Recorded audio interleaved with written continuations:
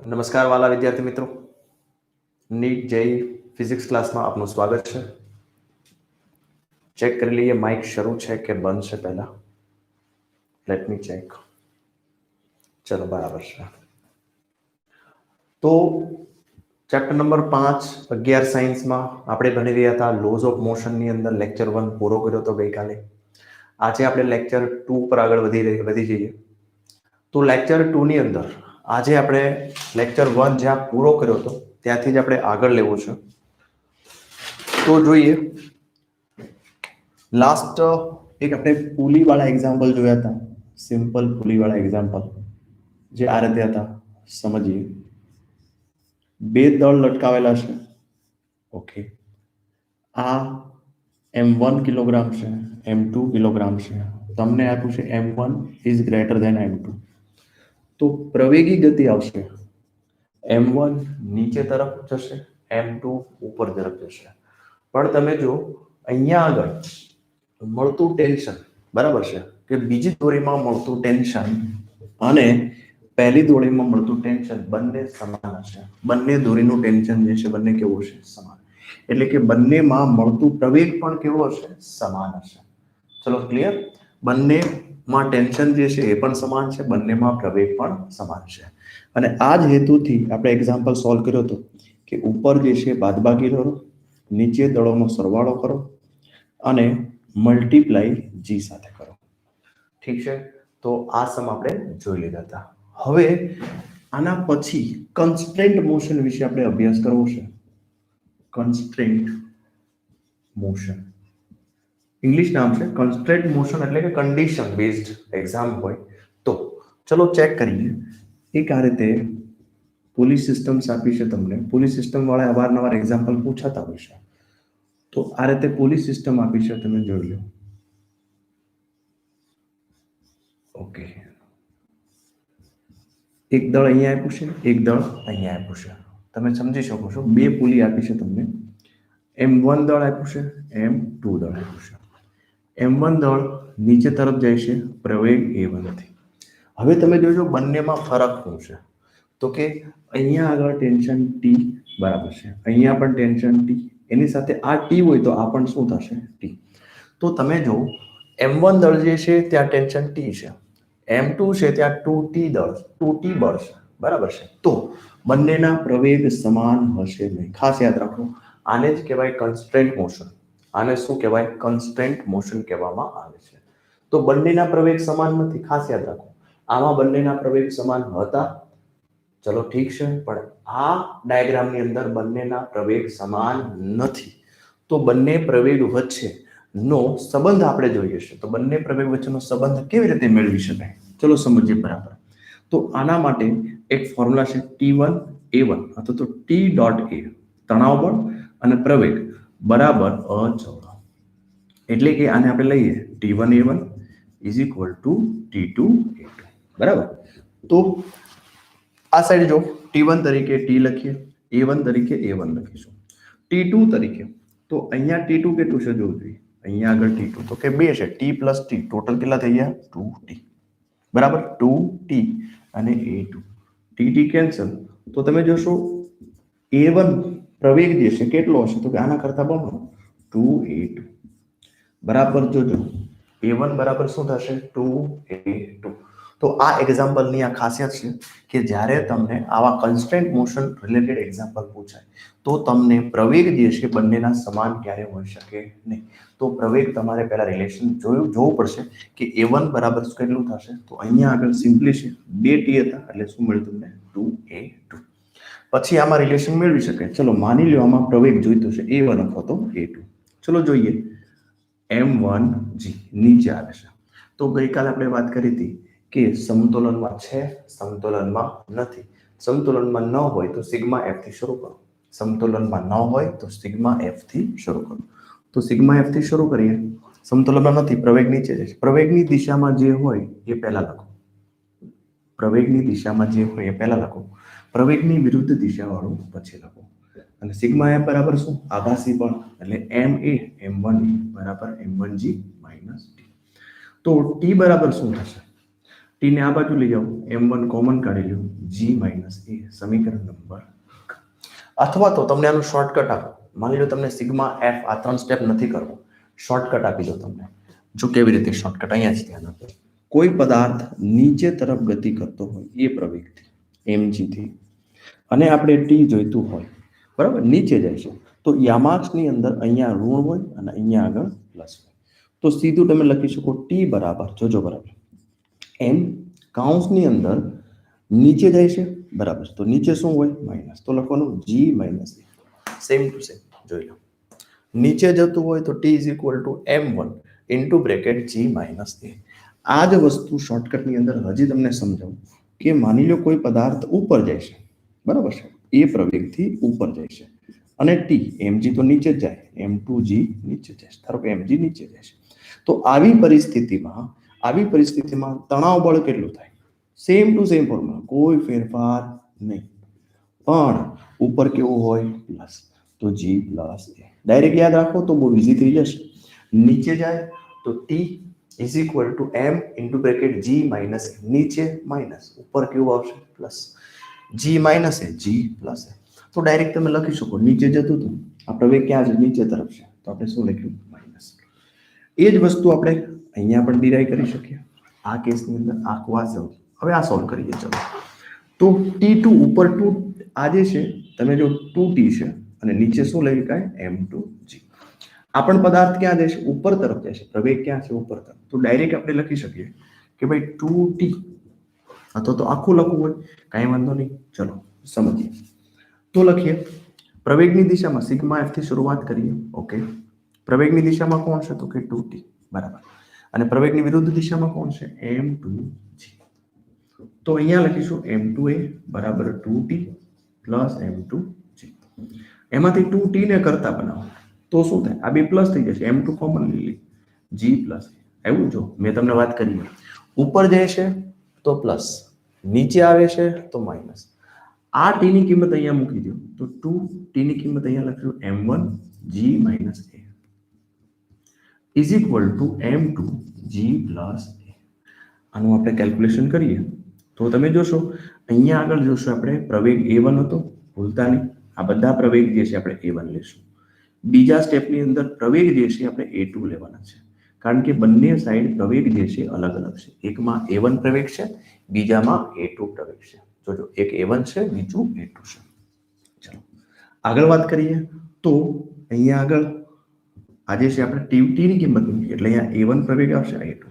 બંને વચ્ચેનો રિલેશન શું છે? ચલો સમજીએ. 2m1 g, a1 ની જગ્યાએ આપણે લખીએ 2a2, 2a2, a1 ની જગ્યાએ 2a2 લખ્યું. આગળ વાત કરીએ m2g પ્લસ m2a2.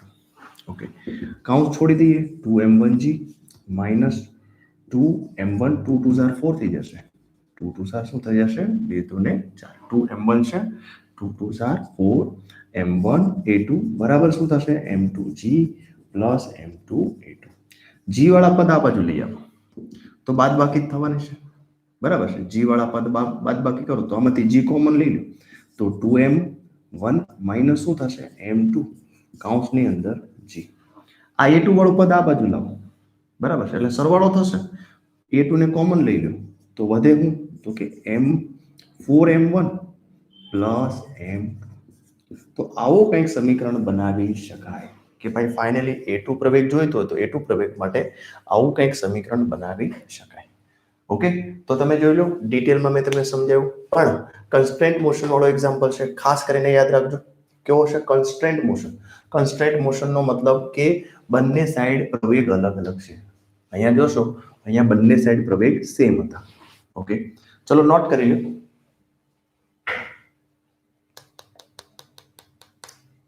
નોટ કરો એટલે સ્ક્રીનશોટ લઈ લો ફટાફટ. ઓકે, આગળ વાત કરીએ.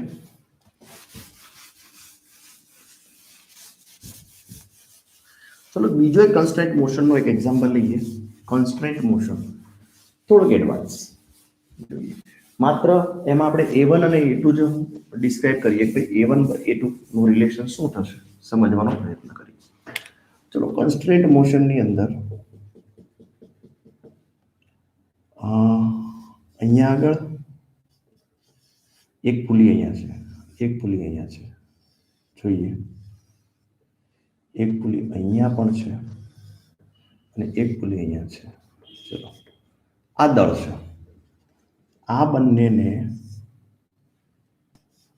દળ અહીંયા લટકાવેલું છે અને એક દળ અહીંયા લટકાવેલું છે. આ M1 હોય, આ M2. M1 નીચે જાય છે A1 પ્રવેગથી, M2 ઉપર જશે A2 પ્રવેગથી. તો સમજીએ આ ટી, બધામાં ટી લઈ લઈએ, ખ્યાલ આવશે તમને. ઓકે, તો હવે આ ફિગરની અંદર તમારે A1 અને A2 નું રિલેશન જોયું છે કે A1 અને A2 નું રિલેશન શું થશે. A1 અને A2 બહુ સિમ્પલ છે, હમણાં જ મેં વાત કરી. T1 A1 is equal two શું થશે, T2 A2.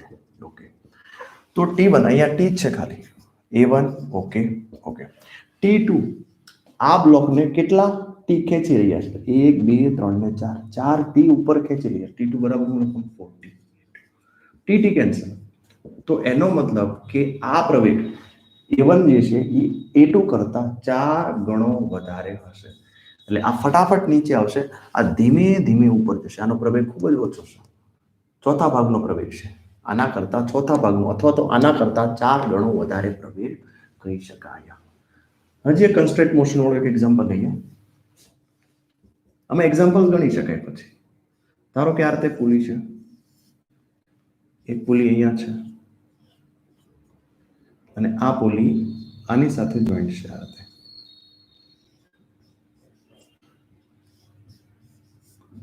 M2 M1 આમે પણ પ્રવેગ નીચે જાય છે A1 અને આ પ્રવેગ ઉપર જાય છે.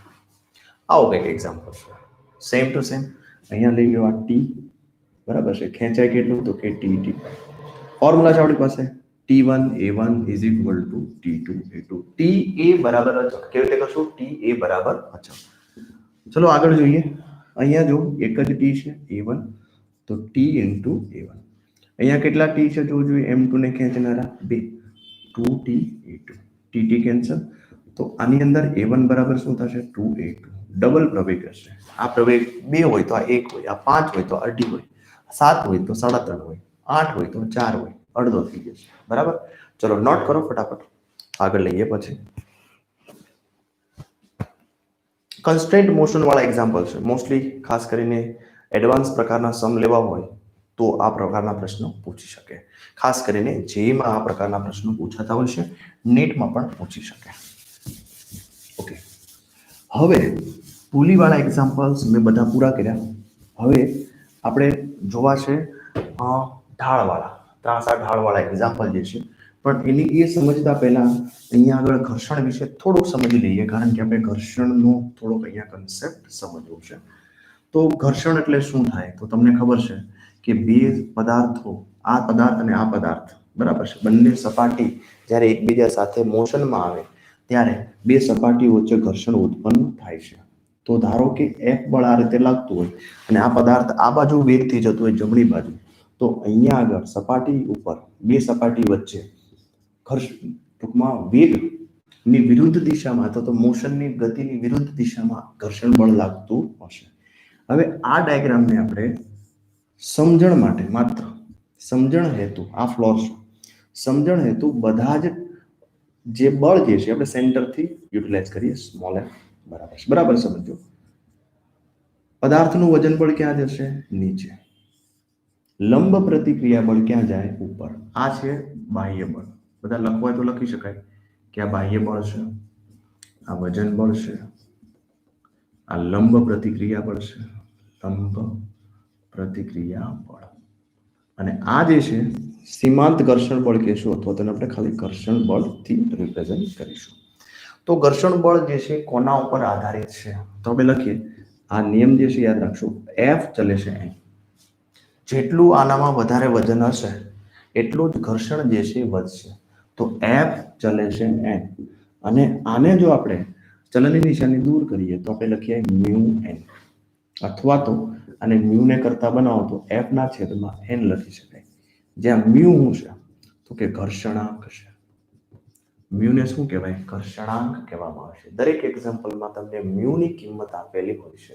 જેટલો મ્યુ વધારે એટલી જ સપાટી ખરબચડી, જેટલો મ્યુ ઓછો એટલી લીસી સપાટી, બરાબર છે. તો એક ફોર્મ્યુલા આપણે યાદ રાખશું, F બરાબર મ્યુ એન. અહીંયા બાજુમાં લખી આપું છું, આપણને યાદ રહેશે મ્યુ એન. હવે તમે જો ઉપર જતા પળ ઇઝ ઇક્વલ ટુ નીચે આવતા પળ, તો n બરાબર શું થાય? mg. તો અહીંયા આપણે લખીએ ભાઈ n બરાબર તો mg થાય છે, પાક્કું. તો ફાઇનલી જ્યારે પણ f લખવામાં આવે ત્યારે મ્યુ mg આપણે આવું યાદ રાખશું. ઘર્ષણ બળ બરાબર શું યાદ રાખશું? Mu mg. દર વખતે ઓકે, કદાચ ન યાદ રહે કાંઈ વાંધો નહીં, મ્યુ n યાદ રાખો. શું યાદ રાખો? f is equal two mu n. Okay, ચલો આટલું સમજાવું હતું ઘર્ષણની અંદર. હવે આપણે ઢાળવાળા એક્ઝામ્પલ્સની અંદર આગળ વધીએ. ઢાળવાળા એક્ઝામ્પલની અંદર આગળ વધીએ. ચલો સમજીએ. એમાં પણ આપણે સમતોલનમાં છે, સમતોલનમાં નથી, એ પ્રકારના સમ્સ લેવા છે. ચલો સમજીએ. ધારો કે કોઈ પદાર્થ જે છે આ રીતે થીટા ઢોળાવવાળા સપાટી પર પડેલો છે. ઓકે, આ ઓબ્જેક્ટ નીચે ન પડી જાય એટલા માટે આપણે એના ઉપર F બળ લગાડીએ છીએ, બરાબર છે. બાહ્ય બળ લગાડવામાં આવે છે, પણ નીચે પડવા નથી દેવો, ઉપર ગતિ નથી કરાવી, નીચે પડે નહીં એટલું રોકી રાખે છે માત્ર, ખાલી એટલું જ યાદ છે, બરાબર છે. ઓકે, તો પહેલી વાત કે આવા એક્ઝામ્પલની અંદર mg નીચે હોય, સસ્પેન્ડ કરેલો, તો આના બે ઘટકો લેવા આપણે. કયા કયા ઘટક? એક હોરિઝોન્ટલ, એક વર્ટિકલ. આ થીટા છે તો આ થીટા થશે, દર વખત એક્ઝામ્પલમાં યાદ રાખવાનું. આ થીટા છે તો આ થીટા સાથેનો ઘટક હંમેશા cos હોય, એટલે mg cos થીટા. થીટા વગરનો ઘટક જે છે mg sin થીટા હશે. દરેક એક્ઝામ્પલની અંદર આ કન્ફર્મ છે મેં જે લખ્યું એ. હવે સમજીએ, લંબ પ્રતિક્રિયા બળ હંમેશા સપાટીને લંબ હોય છે. હવે તમને અહીંયા એવું પૂછવામાં આવ્યું છે કે પદાર્થ જે છે એને સરકતો અટકાવવા માટે જરૂરી બાહ્ય બળ મેળવો. પદાર્થને સરકતો અટકાવવા માટે જરૂરી બાહ્ય બળ મેળવો. અહીંયા માની લો, ધારો કે ઘર્ષણ બળ નથી આપ્યું, અહીંયા પૂછ્યું કે ભાઈ સપાટી જે છે ઘર્ષણ રહિત આપી છે. ઘર્ષણ દેખાય છે? હા, ઘર્ષણ રહિત સપાટી આપી છે. ઓકે, એટલે અહીંયા મ્યુ મ્યુ કઈ છે કે નહીં. પ્રશ્ન આવશે કે 10 કિલોગ્રામના પદાર્થને 10 કિલોગ્રામને પદાર્થને નીચે જતો અટકાવવા માટે જરૂરી બાહ્ય બળ મેળવો. તો પહેલી વસ્તુ કે અટકાવવાનું છે એને રોકી રાખવાનો છે. એટલે રોકી રાખવાનો છે એનો મતલબ કે આ પદાર્થ સ્થિર છે. જો પદાર્થ સ્થિર હોય તો સમતોલનની શરતો લાગુ પડે. સમતોલનની શરત શું છે? કાલના આવતા મીન્સ ગયા લેક્ચરમાં આપણે ભણી ગયા, લેક્ચર 1 માં. Upside forces is equal to downside forces, left side forces is equal to right side forces. બહુ ઇઝી છે. તો જોઈ શકો તમે, upside forces is equal to downside forces. અહીંયા તમને 10 કિલોગ્રામ આપ્યું છે, થીટા 37 આપ્યું છે ધારો કે. ઓકે, તો તમે જો બાહ્ય બળ જોઈએ છે F બરાબર શું થાય? mg sin theta. Okay, left is equal to right, up is equal to down. દળ કેટલું છે? 10. ગ્રેવિટી 10 લઈ લઈએ, sin 37. તો sin 37 માટે ફિઝિક્સમાં ફેવરેટ ટ્રાયેંગલ છે sin 37. 37 હોય તો આ 3 હોય, આ 4 હોય, આ 5 હોય. sin એટલે સામેની બાજુ છેદમાં કર્ણ, એટલે 10 ગુણ્યા 10 3/5. તો અહીંયા જો 5 દુ 10, 3 દુ 6, એટલે 60 ન્યૂટન થી 60 ન્યૂટન જો સમાંતર બાજુ આપવામાં આવે, સમાંતર બાજુ જો 60 ન્યૂટન આપવામાં આવે તો આ પદાર્થને નીચે પડતો રોકી શકાય છે. અથવા તો તમને એવું આપેલું હોય કે ભાઈ 60 ન્યૂટનનો દળ 60 ન્યૂટન આપેલું હોય અને પદાર્થનું દળ મેળવો, પૂછી શકે. બરાબર. આવો નવો એક બીજો સમ લઈએ. ચલો, હજી આપણે ઘર્ષણની વાત કરી નથી, ઘર્ષણ વગરના જ એક્ઝામ્પલ છે. સેમ એક્ઝામ્પલ છે, 10 કિલોગ્રામ પદાર્થ છે. અહીંયા આગળ જે છે એ સપાટીને સમાંતર હતું. સપાટીને સમાંતર બાહ્ય બળ મેળવો, આવો પ્રશ્ન પૂછ્યો. સમાંતર અટકાવવા માટે જરૂરી બાહ્ય બળ. પણ બાહ્ય બળ કેવું હતું?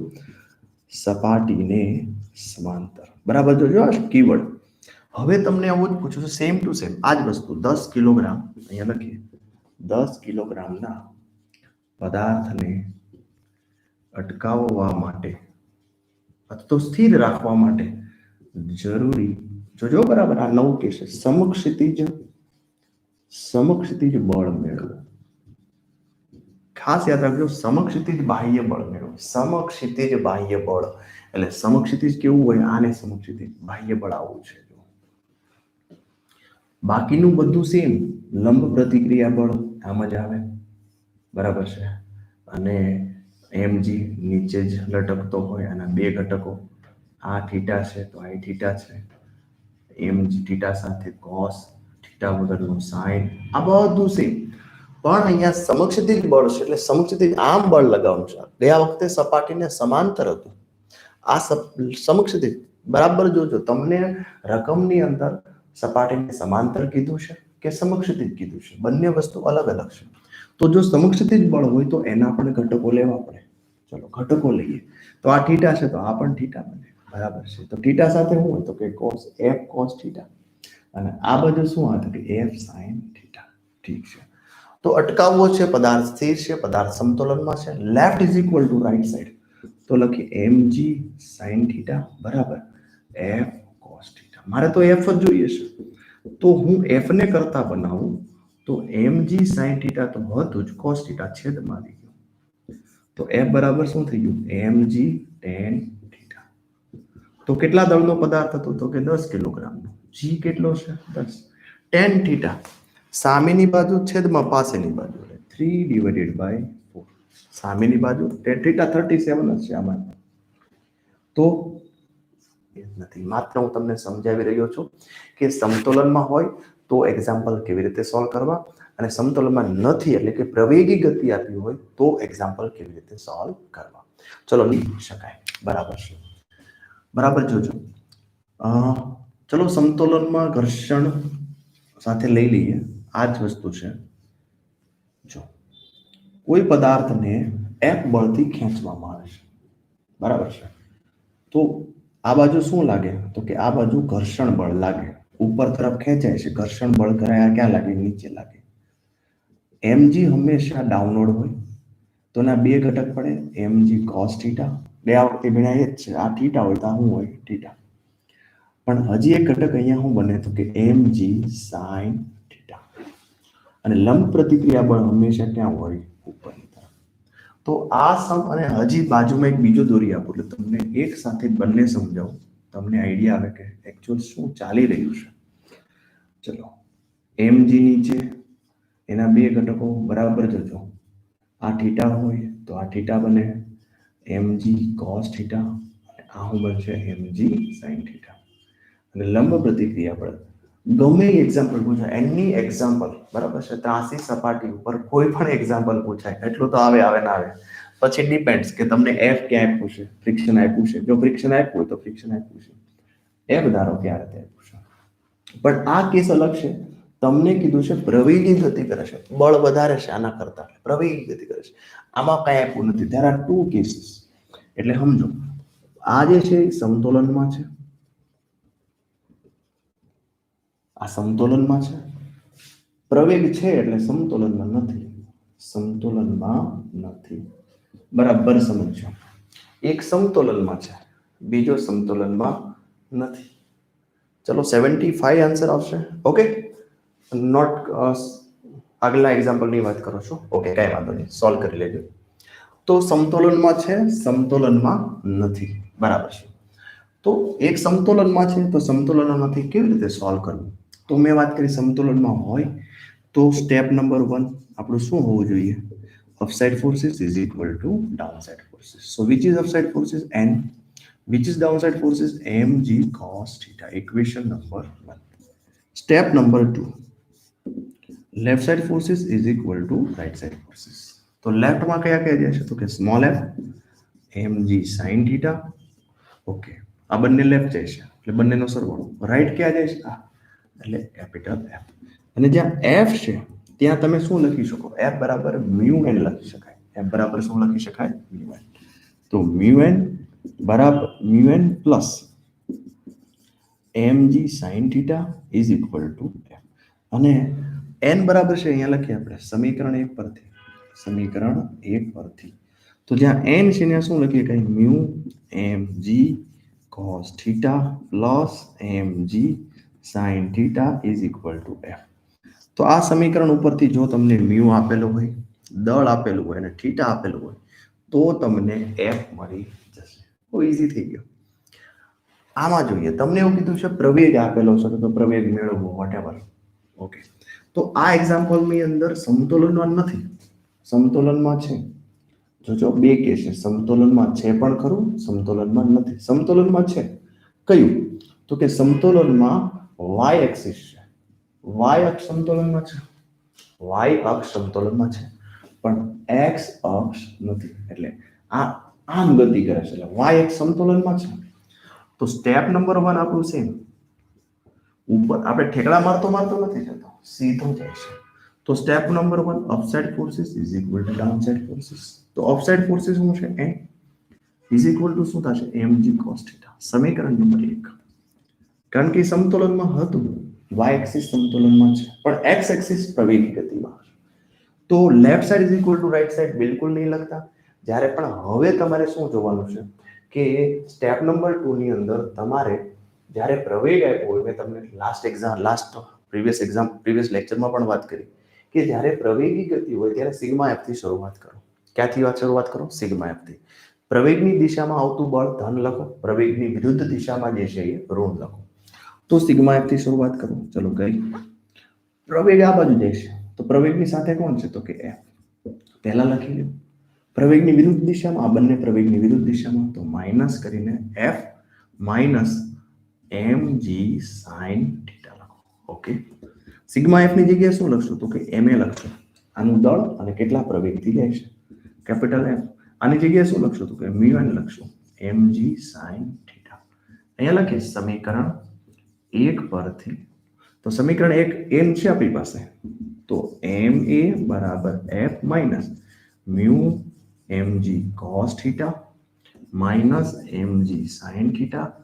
આવા એક્ઝામ્પલની અંદર તમને બળ આપ્યું હોય, પદાર્થનું દળ આપ્યું હોય, થીટા આપ્યું હોય અને મ્યુ આપ્યું હોય, તમને કીધું હોય કે ભાઈ કેટલા પ્રવેગથી ગતિ કરે છે, તો તમને મ્યુ આપ્યું છે, પદાર્થનું દળ આપ્યું છે, બળ આપ્યું છે અને થીટા પણ આપ્યું છે, તો તમને પ્રવેગ મેળવવાનું પૂછી શકે.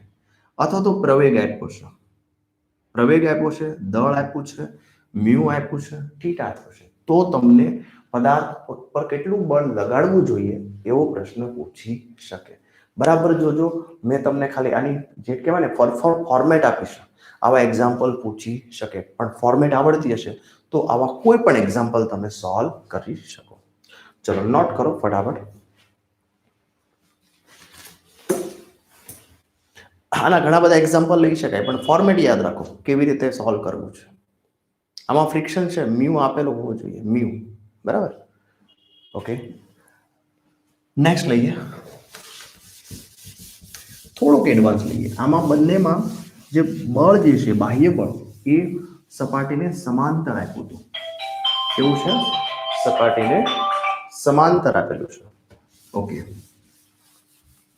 હવે જે છે એ બાહ્ય બળ માની લો સમક્ષિતિજ આપ્યું હોય તો સમક્ષિતિજ આપ્યું હોય તો શું થાય? ચલો સમજીએ. બંને કેસ એક જ સાથે લઈએ. સમતોલનમાં છે, સમતોલનમાં નથી, તમને સમજાય એટલા માટે. હવે પદાર્થની અંદર મેં વાત કરી એમ કે અમુક વસ્તુ કોમન જ આવે. mg નીચે સસ્પેન્ડ હોય, આ જેટલો થીટા હોય એટલો જ આ થીટા હોય, થીટા રે કોસ જ બને, થીટા વગરનો સાઇન જ બને, લંબ પ્રતિક્રિયા પણ n જ બને. આ બધી વસ્તુ જે છે એ કેવી છે? કોમન. એટલું તો આવે છે. ઓકે, હવે ઉપર ખેંચવું છે એટલે ફ્રિક્શન ક્યાં આવશે? નીચે તરફ. Same to same. પણ અહીંયા સમક્ષિતિજ બળ લાગે છે. કેવું બળ લાગે છે? સમક્ષિતિજ બળ. શબ્દ યાદ રાખજો. બાહ્ય બળ લાગે છે પણ બાહ્ય બળ કેવું છે? સમક્ષિતિજ પ્રકારનું બાહ્ય બળ છે. સમક્ષિતિજ બાહ્ય બળ એટલે આ છે બાહ્ય બળ. ઓકે, તો જો બાહ્ય બળ સમક્ષિતિજ હોય તો આના પણ ઘટકો લેવા પડે. તો આ થીટા છે તો આ પણ થીટા, તો આ બને f cos થીટા. નીચે શું બને? f sin theta. ઓકે, એ જ વસ્તુ આપણે અહીંયા વાત કરીએ. સેમ ટુ સેમ આપણે ડ્રો કરવું છે, નવું કંઈ નથી કરવું. આ મારી જો થીટા છે તો મેં વાત કરી mg સસ્પેન્ડેડ હોય. હવે લગભગ ઘણી બધી વખત ફિગર ડ્રો કરી, હવે તમને આવડી ગયું છે. n mg cos થીટા, આ બાજુ કયું આવે? mg sin theta. Small F સાથે સાથે સમક્ષિતિજ બળ છે એફ, તો સમક્ષિતિજ બળ છે તો એફ કોસ થીટા અને આ બાજુ શું આવે એફ સાઇન થીટા. ચલો પણ બંનેમાં ફરક શું છે તો કે આ આને ખાલી રોકી રાખે છે અને આ જે છે એ પ્રવેગથી આગળ વધે છે. There are the difference. એનો મતલબ આ સમતોલનમાં છે, કમ્પ્લીટલી આ સમતોલનમાં નથી. ઓકે, તો સમતોલનમાં હોય તો સ્ટેપ નંબર 1 શું હોવું જોઈએ આપણી પાસે? Offsite forces is equal two, અહીંયા જો જુઓ બાહ્ય બળ જે છે એ ઘણા બધા એક્ઝામ્પલની તમને ચુંબકીય બળ હોય, વિદ્યુત બળ હોય, ગ્રેવિટેશન ફોર્સ હોઈ શકે અહીંયા આગળ, બરાબર છે. તો આવા એક્ઝામ્પલ પૂછી શકે છે. Offside forces is equal to downside forces. Offside forces and downside forces આ બંનેનો સરવાળો mg cos theta plus f sin theta. સમીકરણ number 1. Step number 2, left side forces is equal to right side forces. બંને left side છે, જો જોઈએ mg sin theta plus small f. Right side કયો છે તો કે f cos થીટા.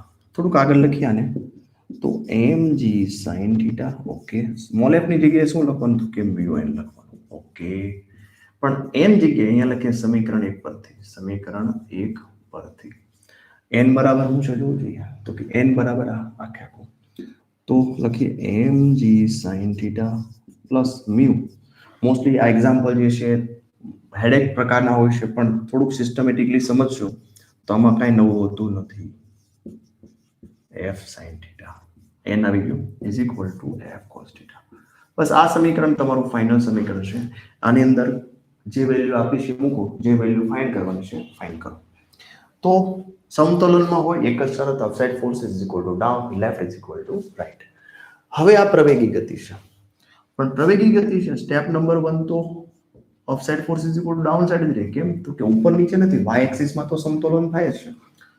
તો n બરાબર શું થશે તો કે mg cos theta plus f sin theta. સમીકરણ નંબર 1. સ્ટેપ નંબર 2 ની વાત કરીએ તો સ્ટેપ નંબર 2 પ્રવેગી ગતિ આપી છે. જ્યારે પણ પ્રવેગી ગતિ હોય ત્યારે સિગ્મા f થી શરૂઆત કરો. ક્યાંથી શરૂઆત કરો? સિગ્મા f થી. ખાસ યાદ રાખો, પ્રવેગની દિશામાં જે બળ હોય એ પહેલા લખો, માઇનસ કરીને એના વિરુદ્ધ સાઈડ પ્રવેગની ઊંધી દિશામાં એટલે સ્મોલ f માઇનસ કરીને mg sin theta. Okay, sigma f ની જગ્યાએ આભાસી બળ એટલે ma. Okay, f cos theta, f ની જગ્યાએ શું લખવાનું mu n, f ની જગ્યાએ mu n, mg sin theta. હવે આગળ વધીએ આપણે, ma બરાબર f cos થીટા, mu ની જગ્યાએ n ની જગ્યાએ જો what is n એટલે આ આખે આખું સમીકરણ 1 પરથી લખવાનું mg cos theta plus f sin theta minus mg sin theta. તો આખું સમીકરણ બની ગયું. આ સમીકરણની અંદર તમને f મેળવવાનું કે mu આપેલો હોય, f મેળવવાનું કે પ્રવેગ આપ્યો છે, ચલો mu આપ્યો છે, દળ આપ્યું છે અને થીટા આપ્યું છે. તમને કહેવામાં આવે કે જરૂરી બળ મેળવો. જરૂરી બળ માંગ્યું છે તો પ્રવેગ આપ્યો હોય, બરાબર, અને પ્રવેગ આપ્યો હોય, પ્રવેગ મેળવવાનું કે તો જરૂરી બળ આપેલું હોય. બે માંથી કોઈ પણ એકનો ફેરફાર થઈ શકે અને બંને આપ્યા હોય બંને આપ્યા હોય અને પદાર્થનું દળ મેળવો એવો પણ એક્ઝામ્પલ પૂછી શકે. પછી તો માત્ર મેથેમેટિકલી કેલ્ક્યુલેશન જ કરવાનું છે, વધારે કંઈ કરવાનું નથી. ચલો ક્લિયર? તો આ સમક્ષિતિજ બળ વાળાના એક્ઝામ્પલ મેં શીખવાડ્યા. ચલો નોટ કરો ફટાફટ.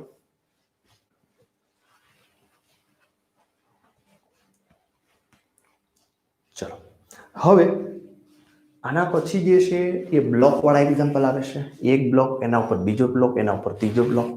એક બ્લોકને ખેંચવામાં આવે તો એની સાથે બીજો બ્લોક ખેંચાય છે કે નથી ખેંચાતા, ઘર્ષણના ઘણા બધા એક્ઝામ્પલ છે. તો આવા એક્ઝામ્પલ જે છે હવે આપણે નેક્સ્ટ લેક્ચરમાં અભ્યાસ કરીશું. આજે મેં તમને જોવા જઈએ તો શોર્ટની અંદર ઘણા બધા એક્ઝામ્પલ્સ લઈ લીધા.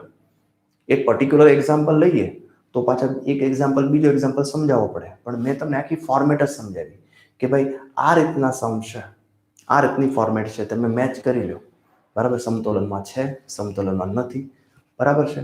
સમતોલન